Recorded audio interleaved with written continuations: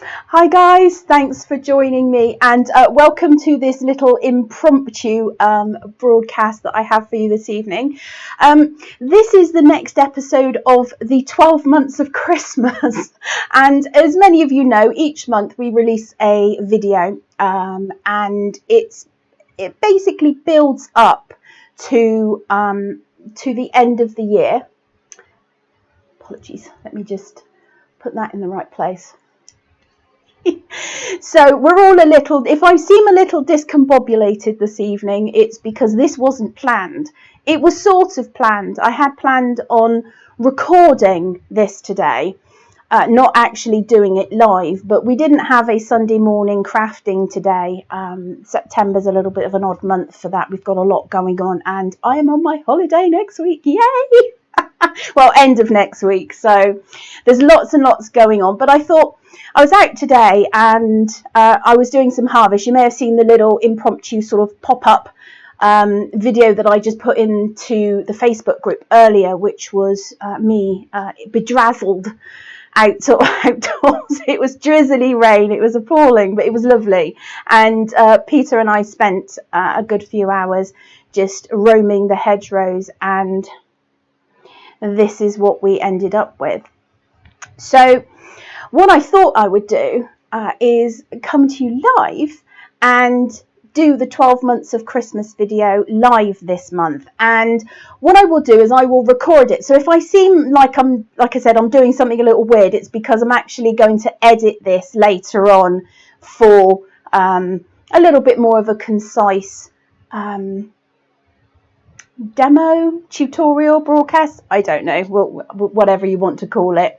So welcome to this month's episode of the 12 months of Christmas, and this is one that I love. This one, this is something that we make every year, and as I said, we've been out harvesting today, or foraging today, and these are the fruits of our labours. I've picked some sloes, and these are the sloes over here, and I also picked some hawberries, which is from the hawthorn tree.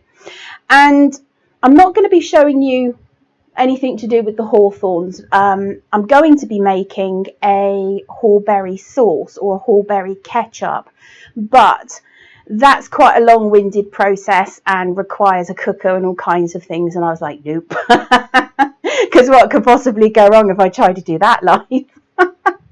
So if you are somebody who likes to go out and forage, or you're thinking of going out and foraging for the first time, something like sloes and hawberries they're quite good. Also things like blackberries. Blackberries are abundant at the moment, and if you go back to the 12 months of Christmas episode that we did back in July, that was jam making, and if you follow that recipe and substitute the strawberry for blackberries, you can make yourself some lovely blackberry jam. But this, if you haven't guessed, is all about gin. Now, at the very start of the year, I made mead, and mead is one of my absolute favourite things to make. Sloe gin is another thing that I absolutely love to make, but they take time.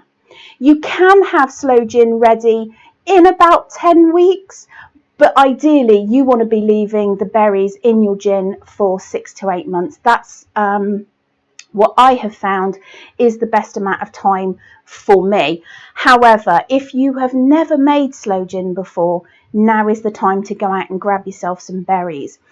There are plenty of identification tutorials and stuff on YouTube and other social media, so make sure you can identify them.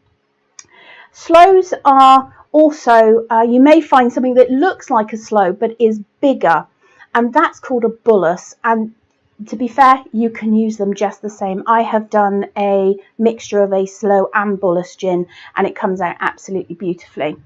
So what I'm going to do is show you two things that you can do with gin. This is one that, as I said, you can make now, but then you're going to want to really leave it. I make my sloe gin now for next year. This is last year's batch, and that will be going into smaller bottles and will be going in my Christmas gift basket. So go out, have a forage, pick yourself some sloes, and as I said, we're gonna do a sloe gin recipe, but the first thing I'm gonna do is share my Christmas gin recipe with you.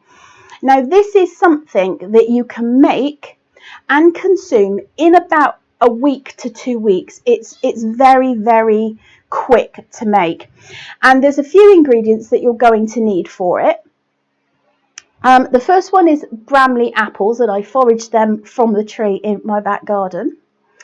And the other thing which you may or may not have heard of, these are green gages, and I'll just pop you on the overhead camera. So green gages are a plum, and they've got a stone in the centre, a large stone, and the way that I prepare these is you cut it in half, twist it, de-stone it, and then halve the halves, so it's in 2 quarters. What I then do is I chop the Bramley apples into about sort of 1-inch cubes.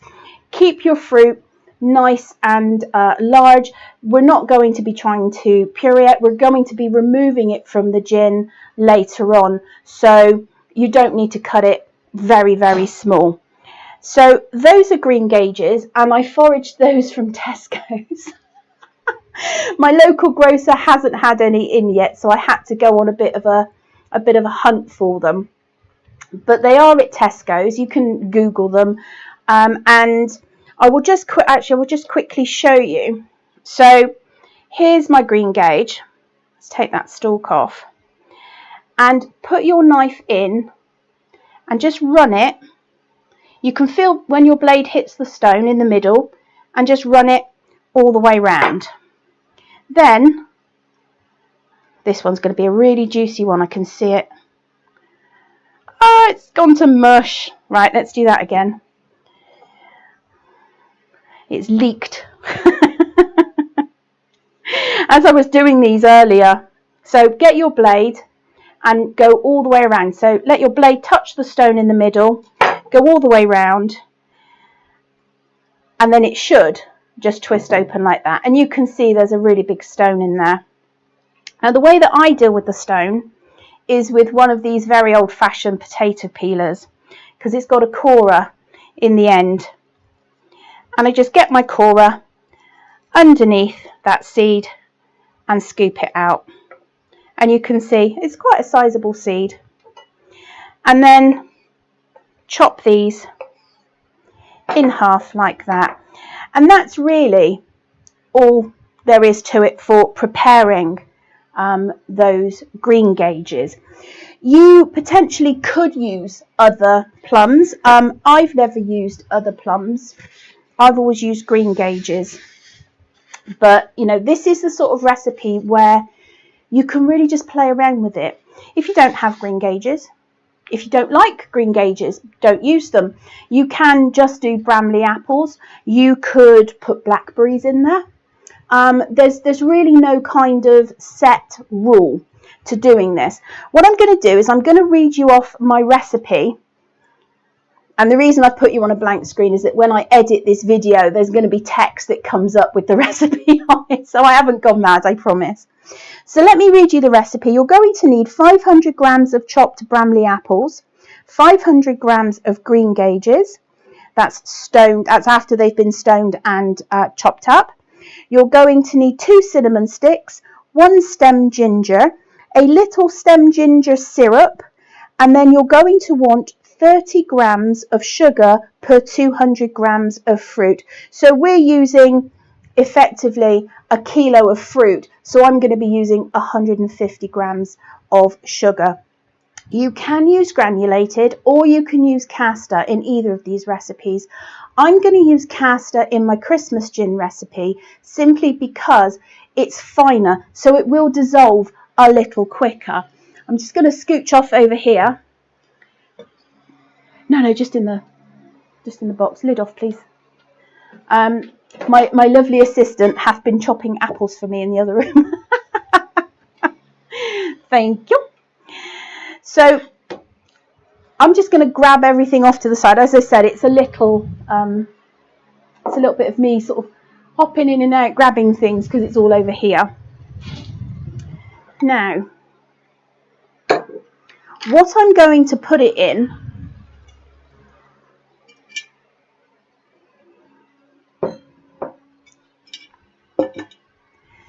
So what I'm going to use is, this is a Kilner jar, or one of these sort of flip top lid clasp down type jars, and this one will hold 2 litres there or thereabouts. You can get one that's slightly bigger because there's an awful lot of fruit going in here, and in actual fact I think what I might do is halve it and put half of the fruit in this one and half of the fruit in another one. Because I think that this might take up quite a lot of space.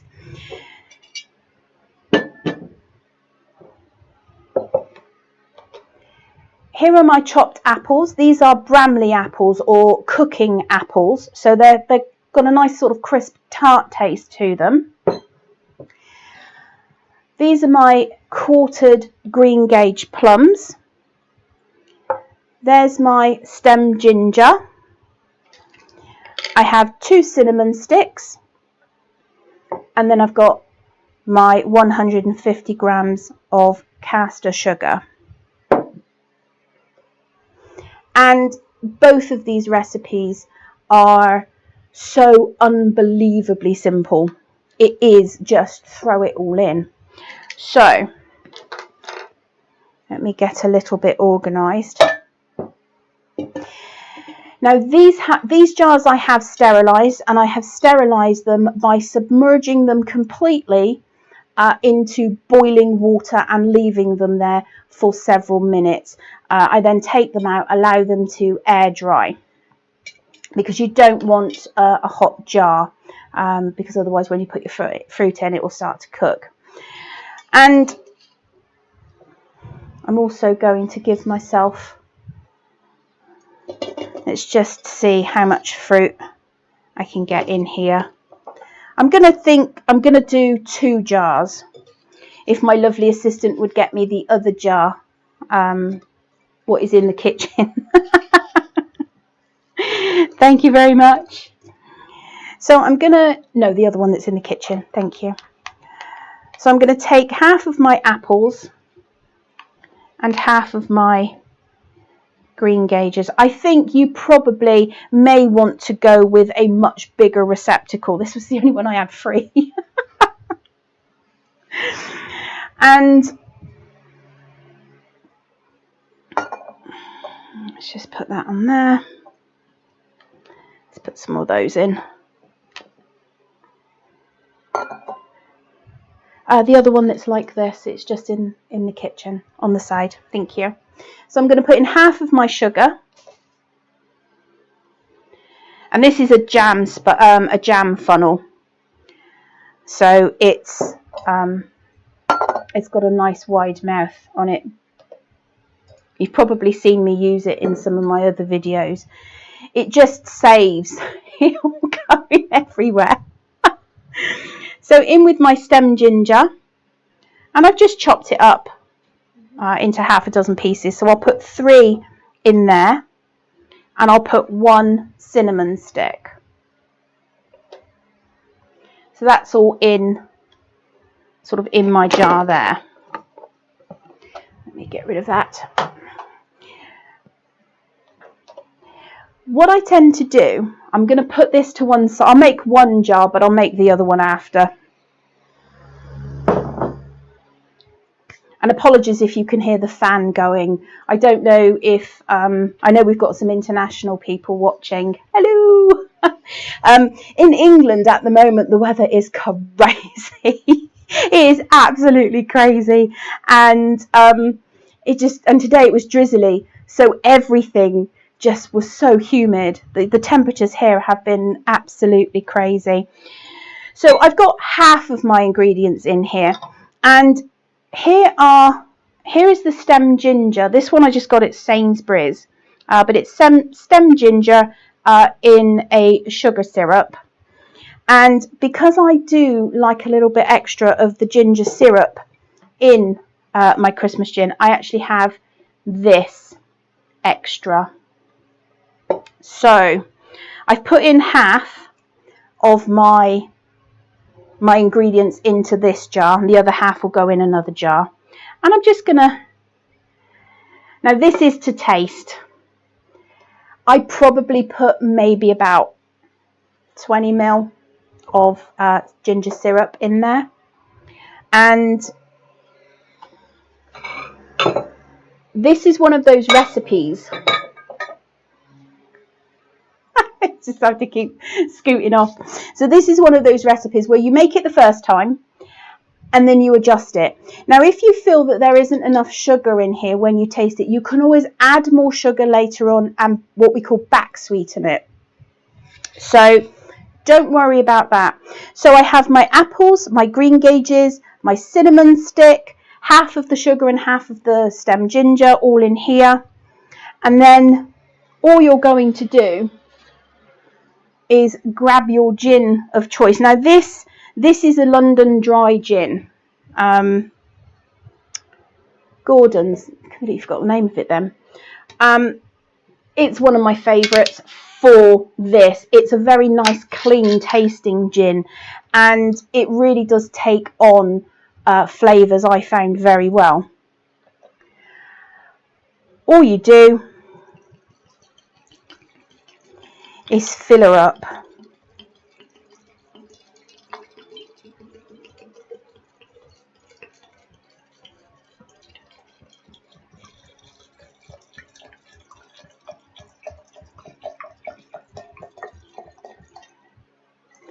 Now this is a 1 litre bottle, and all 1 litre is in there. I've still got a little bit of room in the top, so what I might do is grab my other cinnamon stick. I wasn't sure that it was all going to fit, so I've got to go back over here now and get everything else back.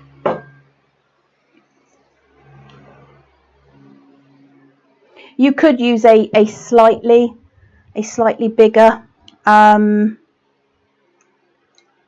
jar. I think I possibly did the first time I made this. Oh no, you see, I learn from my mistakes. Have a tendency to cascade sugar everywhere. So I'm going to get in all of my sugar, and then I'm going to go back and add in some more fruit until this is right near the top. There, you can see this is right at the top.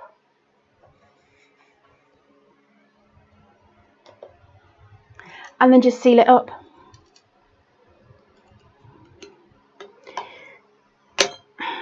You do make sure that your jars have got a really good seal on them.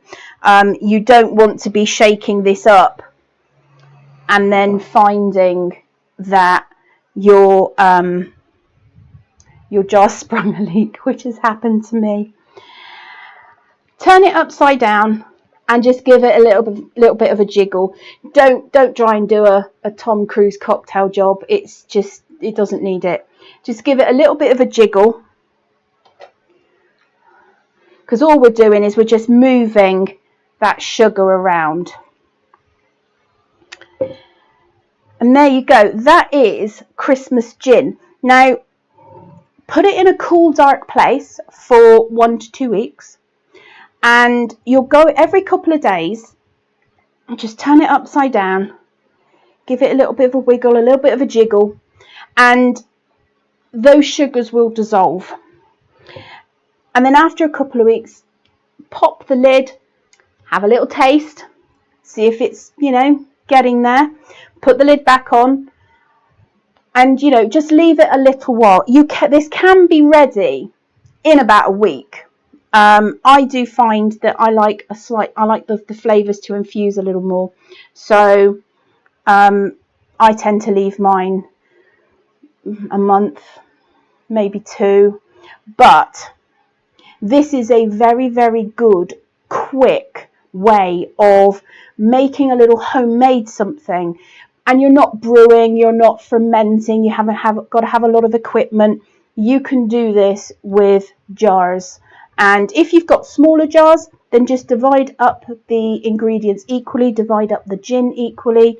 I like to use a litre of gin, so I will be leaving this now probably until the end of October, which is when it will probably be ready for me.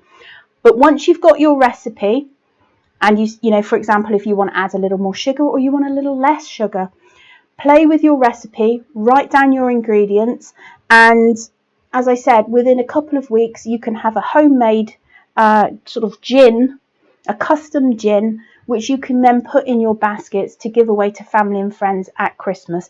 My only suggestion is make 2, because you will probably want one yourself.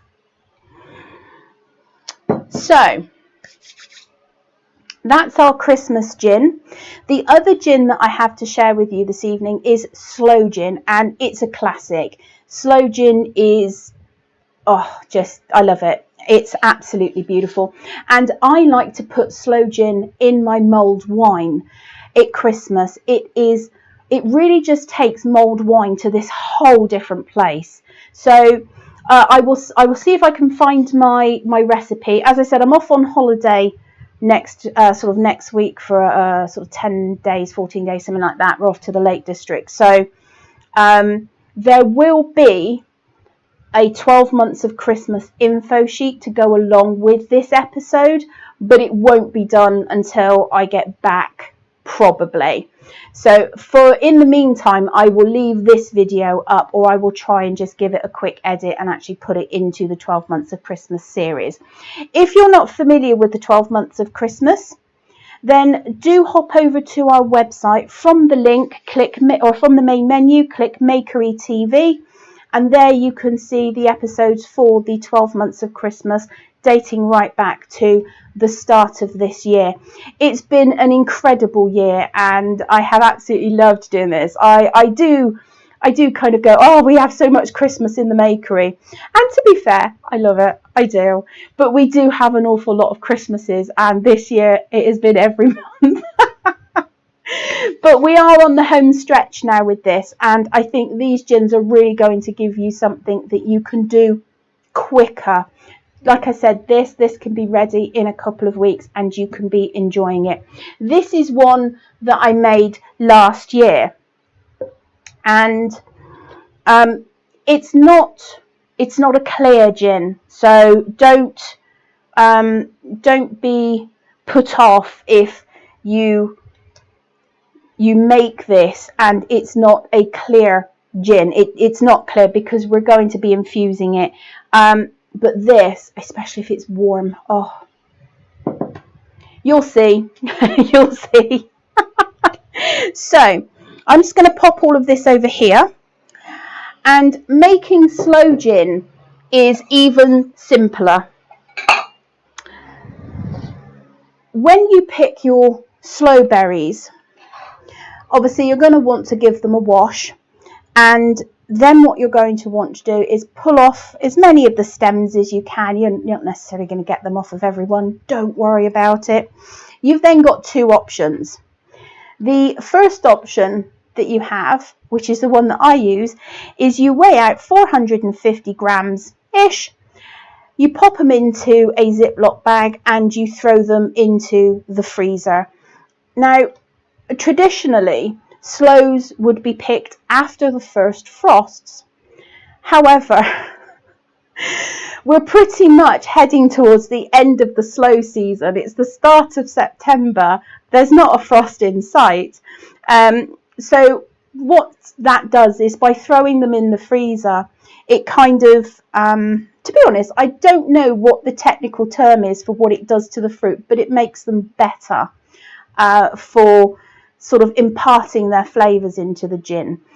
If you don't want to do that, and what I used to do is get your kids, I really hope they're not watching, because it will be, you made us do what, and you could have put them in the freezer. Is you get a cocktail stick and you just prick the skins a couple of times, and that also helps them release their flavour. So 2 options: pop them in the freezer for a couple of days. I mean, they will stay in the freezer for months. You don't have to use them straight away. And if, like me, you want to break up the times that your gin is ready, then I usually make quite a bit of sloe gin at this time of year, and then I just put one bag of 450 grams of sloes into my freezer, just in case, just in case you need it. These are the ones that I picked today, and there's enough there to make 3 batches of the gin. So that's Christmas next year sorted. So I've got my 450 grams of sloes, and I'm going to be using 350 grams of sugar. And with this one, I'm just using a normal bog standard granulated sugar, and that's it. That's all there is in this one. You need 450 grams of sloes and 350 grams of your sugar. I have another sterilised jar. I've lost my jam funnel. Where did I put my jam funnel, people? It's gone. Can you see it? I must have put it down somewhere. Hold that. There's probably a lot of people sat at home going, it's right in front of you. Oh no, it's over here. Cleared it away. So, like with our Christmas gin, we're just going to pot, and these are going to go everywhere. I can feel it. I'm going to put these very carefully, lest I start a wave of sloe berries.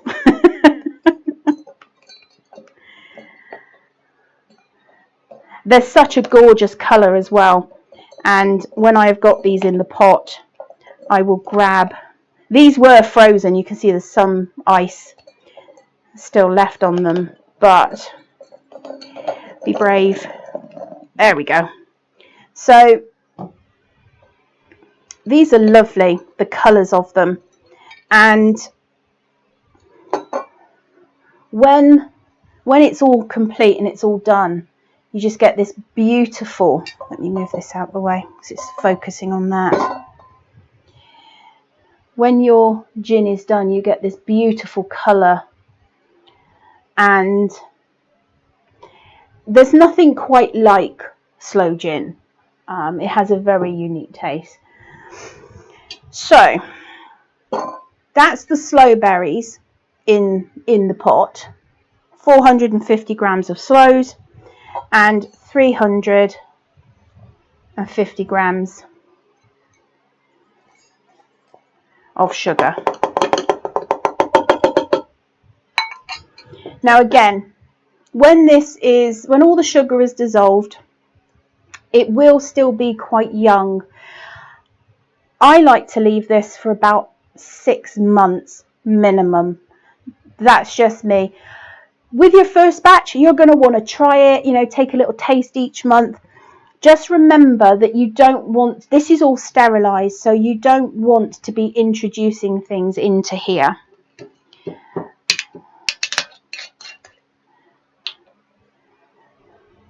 So when you open it for your little taster, use something like, and again, sterilise it. You can sterilise it in Brewer's sterilisation powder, Milton's, anything like that.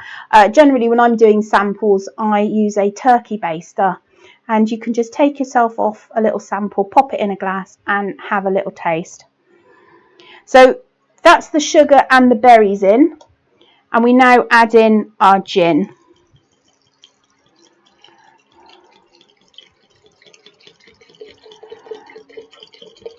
And this will probably not fill up this jar.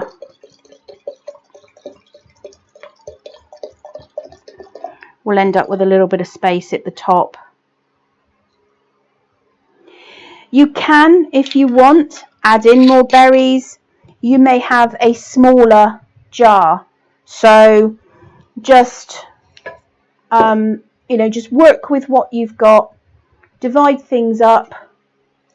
But again, all of your jars must have a really, really good seal and must be, I always sterilize it. And then we're just going to shake it up. It's like one of those, what were those things we had in the 70s? They had all those, Pete? What were those? Lava lamps. So there, it's obviously it's quite a lot of sugar at the moment. And again, give it a little bit of a shake. Always have your hand over the top no matter what you're doing, even if you trust the jar implicitly. Just a word from the experienced who picked it up and went, shake. So always keep your hands over the top no matter what. And again, cool, dark place. Every couple of days, you know, to start with, maybe for the first week, you just want to give it a bit of a topsy-turvy, up and down, sort of a couple of times every day. And then you're going to move on to maybe shaking it up a couple of times a week. And then once a month, twice a month, just, you know, you want to get those sugars dissolved. Once they dissolve, and it will slowly turn this beautiful, beautiful red colour over time as well. So there we have it. There's our Christmas gin and our Sloe gin. So this can be ready in, as I said, a couple of weeks. I like to leave mine to mature a little bit longer than that. So I will probably leave mine stewing in here for, as I said, a couple of months. Once you have made it, I generally find that it is best consumed within about 8 months. I've never had any last longer than that. But Bramleys you can get all year round pretty much. Green Gages not so much. They do tend to be a bit more seasonally available. But as I said, you can tinker with that recipe. You could do an apple and blackberry gin. You could do a damson and apple gin. There's no limit to what you can do. Obviously, once these are ready, so in about 8 months, have a taste, or I will be tasting this, and it will probably be there or thereabouts. I may need to add some more sugar. You can always add more. And if you add more, then write your recipe and make a note that you added another 50 grams of sugar, for example. When this is ready, and again, this is personal taste, you're just going to put it through a fine sieve. That will take out most of the sort of sediment type and little kind of like mushy bits from the fruit, because as you shake that up and down, you're going to be agitating it and it's going to sort of disintegrate a little bit. And the same with this, when you're shaking it up and down, that is that agitation that's going to help those sugars to dissolve. So you sieve all of the fruit out of it, pop it into new sterilised jars, let it sit there, and then I recently got these. These are 500ml jars, 500ml bottles, and I'm going to use these for my gifting this year. I've got a range of different sort of size bottles, from 250ml, 350ml, and 500ml, and then of course I've got big sort of standard wine size bottles as well. When you're planning your gift baskets, because it's this time of year that I'm really planning out who's getting what in what gift basket, and sort of making those sort of final tweaks to the stuff that I've already made. It's at this sort of time of year that I'm really looking at my packaging and stuff, and the 12 months of Christmas video for last month, which was August, was all about packing and wrapping and some things that you can have in your stash ready for not just Christmas but all year round, those last minute sort of little gifts. So do check out the 12 Months of Christmas series. It is over on our website, all of the links and stuff. I hope that you have enjoyed the gin recipes. They are staples of mine, and I know Pixie B, when she sees this video, is going to be very happy that I've made more of the Christmas gin, because that's pretty much where most of my last batch went. I hope that you guys have enjoyed it. The haulberries, I will just circle back because I cannot remember if I said about these. I'm going to be making a haulberry sauce, but again, the haulberries will benefit from being thrown in a Ziploc bag and thrown in the freezer. Pick them now. You can make whatever you want from them whenever. They are good in the freezer for months, and then you can use them to make your haulberry sauce. It is a very unique flavour, and if you've never tried it before, it's well worth just making a small batch, because it's very, very unique, and you won't find it in the shops. It's just not available. It's a little bit time consuming to make the sauce, but it is well worth it. It goes great with things like pork and pork pies. So right, that is it, I believe, from me for this evening. I will just double check that I have used up all of my buttons. Please, if you would, just pop a little like onto this video. It does help the YouTube algorithm know that we are doing fun and interesting things, and hopefully then we get put in front of more people who also may be interested in seeing all the things that Mum's Makery has to offer. So please do just give us a little like on the video. And if you're not already subscribed to the channel, please do subscribe, because we've got new stuff coming out all the time. So with all of that said, I'm going to very quickly wrap up by saying, if you are a Fluff Club member, and Fluff Club is our membership club, details are available on the website if you want to find out about that. But if you are a club member, then do keep an eye out, because not November, October is the start of our new themed box. So that will be coming out on the 1st. We have a whole weekend of Mum's Makery. It's going to be mental. We have Create and Craft on the 30th at 3 p.m, 30th of September. And then on the 1st of October, we have the new club launch at 5 p.m. And then we have our Halloween party at 7 p.m. If you are a club member, do keep a lookout on social media and the blog post, because there is going to be a very special members broadcast very early in October. I just wanted to let you guys know that, so that you've got a little bit of a heads up.